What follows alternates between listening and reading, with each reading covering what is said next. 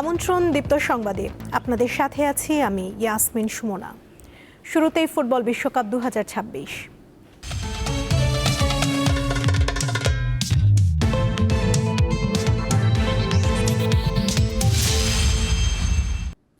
আজ ফুটবল বিশ্বকাপের ফাইনাল রাত 1টায় মুখোমুখি হবে স্পেন ও আর্জেন্টিনা। এই মহারণের আগে আলোচনায় 19 বছর আগের একটি ছবি, যেখানে এক শিশুকে কোলে নিয়ে আছেন লিওনেল মেসি। সেই 5 মাসের শিশুই আজকের লামিনে ইয়ামাল, যিনি খেলবেন বিশ্ব ফুটবলের এই সময়ের মহাতারকা 39 বছর বয়সী মেসির বিপক্ষে। ফুটবল বিশ্বে একটি ছবি এখন বেশ আলোচনায়। 2007 সালে বার্সেলোনায় তোলা এই ছবিটি 5 মাস বয়সী এক শিশুকে কোলে তুলে নেন লিওনেল মেসি। 19 বছর পর সেই শিশু লামিনে ইয়ামাল স্পেনের জার্সিতে বিশ্বকাপ ট্রফির লড়াই নামছেন মেসির আর্জেন্টিনার বিপক্ষে। বার্সেলোনা ফাউন্ডেশন ও দিয়ারিও স্পোর্তো এর একটি দাতব্য ক্যালেন্ডারের জন্য তোলা হয়েছিল বিখ্যাত এই ছবি। আলোকচিত্রী হুয়ান মনফোর্তের ক্যামেরা ধরা পড়ে ইতিহাসের এই অবিশ্বাস্য মুহূর্ত। তখন কেউ কল্পনাও করেনি বাথটাবের সেই শিশুটি একদিন পরিণত হবে ফুটবল বিশ্বের অন্যতম তারকায়। 2014 সালে লা মাসিয়ায় যোগ দেওয়ার পর থেকে শুরু হয় ইয়ামালের উত্থান। মাত্র 15 বছর বয়সে বার্সেলোনার হয়ে অভিষেক, এরপর স্পেন জাতীয় দলে জায়গা, ইউরো 2024 জয়ে গুরুত্বপূর্ণ ভূমিকা। সব মিলিয়ে খুব অল্প সময়েই তিনি হয়ে উঠেছেন ফুটবল বিশ্বের অন্যতম তারকা।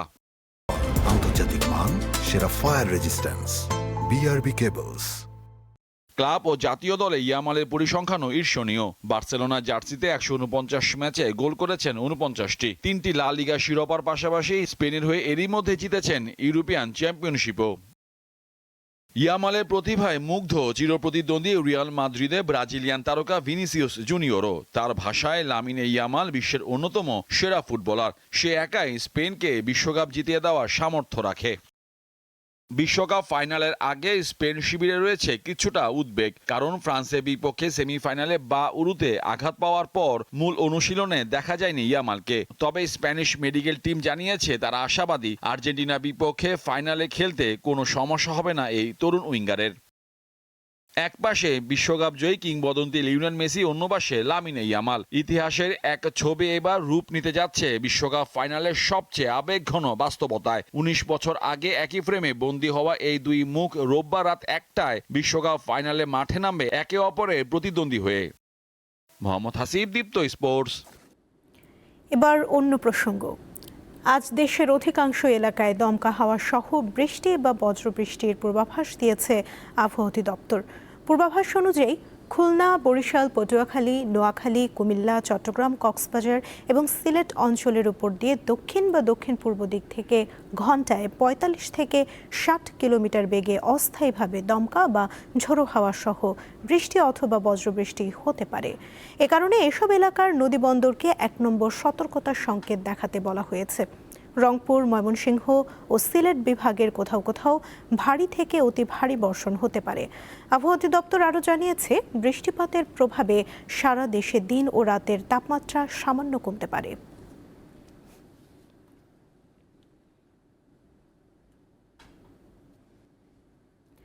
রাজধানীর হাসপাতালে ডেঙ্গু রোগীর চাপ বাড়ছে। শিশু থেকে বৃদ্ধ সব বয়সীরাই আক্রান্ত হচ্ছে এই রোগে। এই অবস্থায় সরকারি হাসপাতালগুলোতে রোগীর চাপ সামলানোর প্রস্তুতি রয়েছে বলে জানিয়েছে কর্তৃপক্ষ।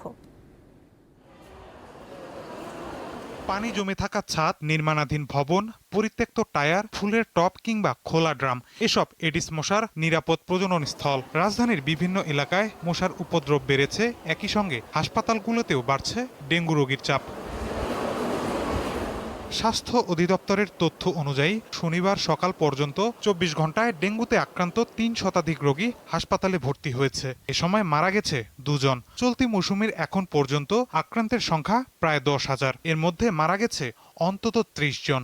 মানসের দিকে আমার শরীরে একটু কাঁপিয়ে জ্বর আইলো, আসে আবার হইলো, পরে 5টায় ছুটি নিয়ে বাসায় গেছি। যাওয়ার পর তিনি জ্বরই। শরীর ব্যথা ছিল, পেটে ব্যথা ছিল, মাথা ব্যথা, জ্বর থাকে আবার চলে যায়, থাকে চলে যায়, এরকম। জ্বর অনেক ছিল, কালকে রাত্রেও জ্বর ছিল, 103 পর্যন্ত জ্বর ছিল, রাতে ডোজ নেওয়া হয়েছে, আজকে অনেকটা জ্বর কমছে। মোটামুটি এখানে এখন প্রতিদিন ভর্তি হচ্ছে, সেই হারে বলতে পারবো আমাদের বেশ চাপ যাচ্ছে। সবচেয়ে উদ্বেগের বিষয় আক্রান্তদের বড় একটি অংশ শিশু। পরিসংখ্যানে দেখা যাচ্ছে প্রতি 5 জন ডেঙ্গু রোগীর 1 জন 15 বছরের কম বয়সী শিশু। আর কোনো সিনড্রোম ছিল না, শুধু জ্বরই ছিল। তারপরে মঙ্গলবার দিন টেস্ট করাইছে, ওইখান থেকে ডেঙ্গু পজিটিভ আসছে। 3 দিন জ্বর ছিল, তো বাসার সবার জ্বর ছিল, তো তাই ভাবছি নর্মাল ভাইরাস জ্বর। আমার ছেলের 2023 সালে একবার ডেঙ্গু হয়েছে। এখন ডাক্তার বলছে আপনার ছেলের যাতে একবার ডেঙ্গু হয়ে গেছে, যাতে এখন আবার আসছে, এটা তো একটু বিপজ্জনক।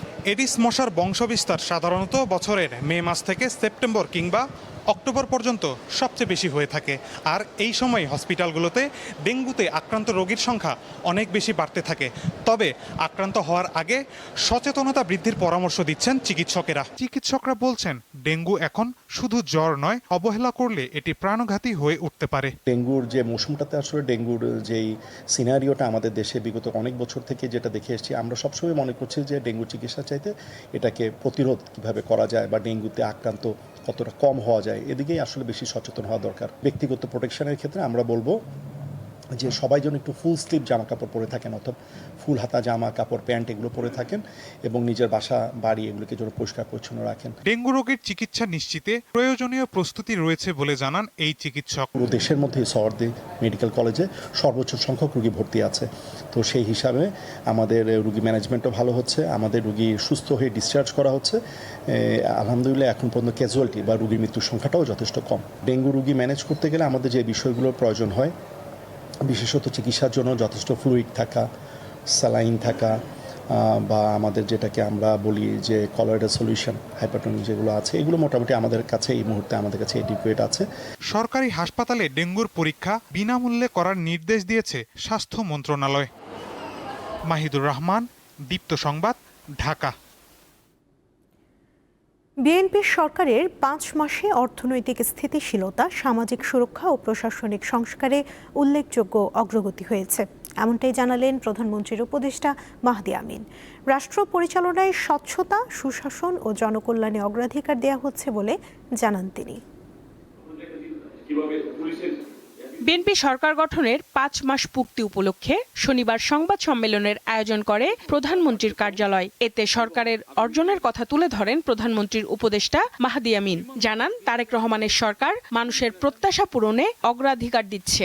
দীর্ঘদিন পর অবাধ, সুষ্ঠু ও গ্রহণযোগ্য নির্বাচনের মাধ্যমে গঠিত জনগণের এই প্রতিনিধিত্বমূলক সরকার দেশ পরিচালনায় সর্বস্তরের মানুষের আস্থাকে ধারণ করে এগিয়ে চলেছে। সদিচ্ছার পাশাপাশি জনগণের প্রতি দায়বদ্ধতা ও সততা থাকলে যে কোনো কঠিন পরিস্থিতি মোকাবেলা করা সম্ভব।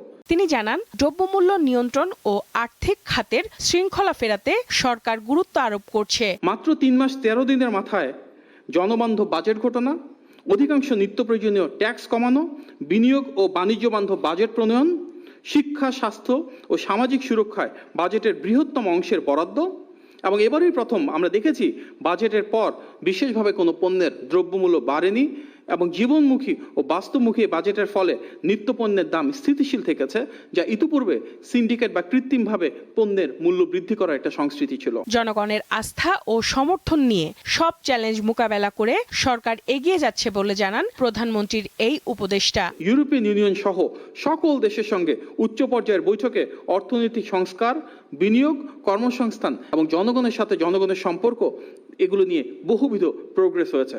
সঞ্জিদা প্লাবনী, দীপ্ত সংবাদ, ঢাকা। বদলাতে শুরু করেছে রংপুরের কিশোর আলামিনের জীবন। একসময় পপকর্ন বিক্রি করে সংসার চালালেও এখন লেখাপড়া নিয়ে ব্যস্ত। 3 মাস ধরে মানিকগঞ্জের একটি বেসরকারি আবাসিক শিক্ষা প্রতিষ্ঠানে লেখাপড়া করছে সে। এরই মধ্যে আলামিনের জীবনে চোখে পড়ার মতো ইতিবাচক পরিবর্তন এসেছে।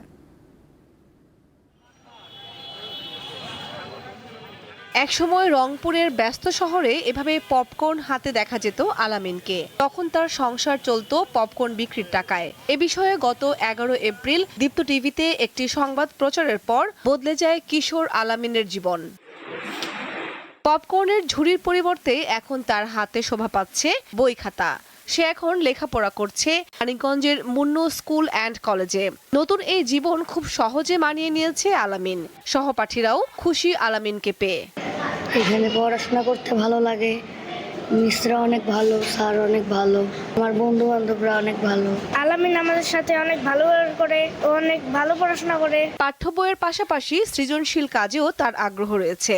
নিজের কল্পনার রং মিশিয়ে আঁকছে সুন্দর সব ছবি, যা মুগ্ধ করছে শিক্ষকদেরও। পড়াশোনার পাশাপাশি আলামিনের আচরণেও দারুণ পরিবর্তন এসেছে।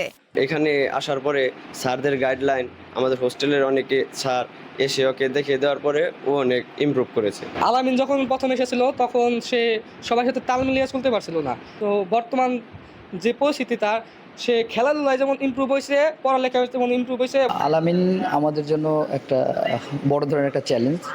আলামিন যথেষ্ট পরিমাণ মেধাবী এবং আমরা আশাবাদী তার পেছনে সময় দিলে আমরা আমাদের সফলতা নিশ্চিত করতে পারবো। খেলাধুলাতেও আলামিনের ভালো আগ্রহ রয়েছে এবং সে ইতোমধ্যে সবার নজর কেড়েছে বলে জানান শিক্ষকরা।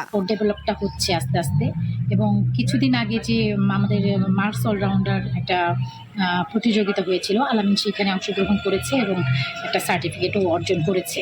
ও আগের চেয়ে অনেক ডেভেলপ হচ্ছে, ওর চাল চলন, কথাবার্তা, আর ও যে এই হোস্টেলে থাকে ওর যে রুমমেটরা আছে তারাও ওর প্রতি খুবই আন্তরিক।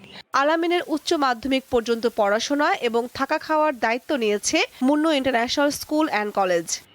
এই 3 মাসে আমাদের প্রচেষ্টায় এবং তার নিজের আগ্রহে আমি বলবো যে তার ব্যাপক পরিবর্তন হয়েছে। যে প্রত্যাশা নিয়ে আমি তাকে নিয়ে আসছি এবং ইন্টারন্যাশনাল স্কুল অ্যান্ড কলেজে, সেই প্রত্যাশা সে পূরণ। সুযোগ পেলে একজন শিশুর জীবনও বদলে যেতে পারে আলামিন তার দৃষ্টান্ত। কামরুন নাহার, দীপ্ত, বার্তাকক্ষ। আন্তর্জাতিক প্রসঙ্গ। জর্ডানে ইরানের হামলায় যুক্তরাষ্ট্রের 2 সেনা নিহত, 1 জন নিখোঁজ হওয়ার পর তেহরানে আবারও বিমান হামলা চালিয়েছে ওয়াশিংটন। রোববার গভীর রাতে প্রেসিডেন্ট ডোনাল্ড ট্রাম্পের নির্দেশে এই হামলা চালানো হয় বলে জানিয়েছে যুক্তরাষ্ট্রের সেন্ট্রাল কমান্ড সেন্টকম। হামলা হয়েছে ইরানের কেশম দ্বীপ, সিরিক এলাকা এবং দক্ষিণ পশ্চিমাঞ্চলের সাদেগান শহরে। জবাবে ইরাক, কুয়েত, কাতার, বাহরাইন সহ উপসাগরীয় দেশগুলোতে যুক্তরাষ্ট্রের স্থাপনা লক্ষ্য করে হামলা চালাচ্ছে তেহরান। এদিকে ইরানের সর্বোচ্চ নেতা মোস্তফা খামেনি বলেছেন, সমঝোতা স্মারক লঙ্ঘনের মাধ্যমে ওয়াশিংটন প্রমাণ করেছে ডোনাল্ড ট্রাম্পের স্বাক্ষর সম্পূর্ণ মূল্যহীন ও অকার্যকর।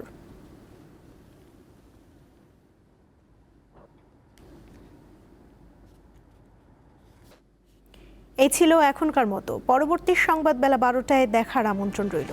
এছাড়া আরও তথ্য পেতে যুক্ত থাকুন দীপ্ত ডিজিটাল প্ল্যাটফর্মের সাথে। ধন্যবাদ সবাইকে।